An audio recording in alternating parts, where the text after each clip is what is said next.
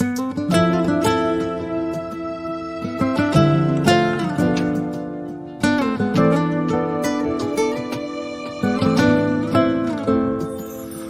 gelenden ben senle başkalaştım. Senle büyüdüm, senle uşaqlaştım.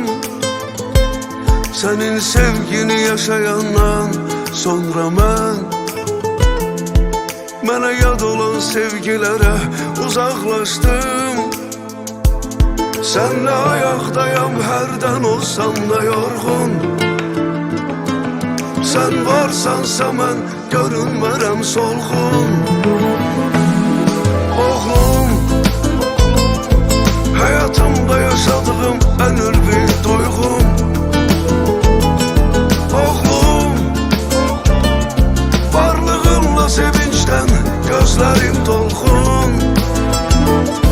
Oğlum, yolun olsun həmişə xoşbəxtliyə doğru.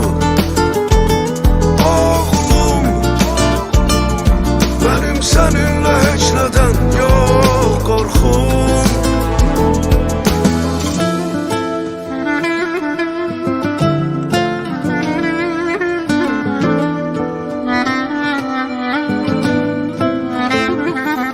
Hayat bir resim, sen orada en güzel renk.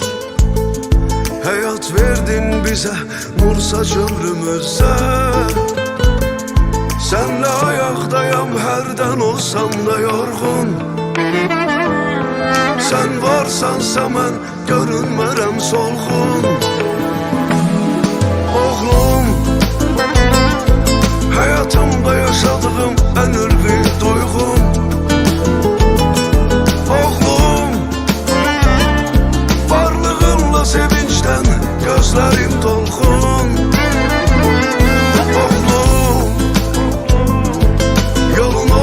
Həmişə xoşbəxtliyə doğru. Oğlum, benim seninle heç nədən yok qorxum. Oğlum,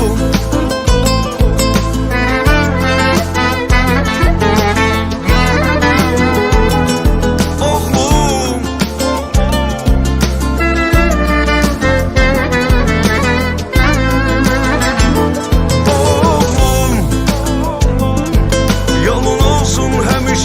xoşbəxtliyə doğru. Oğlum, mənim səninlə heç nədən yox qorxum. Oğlum.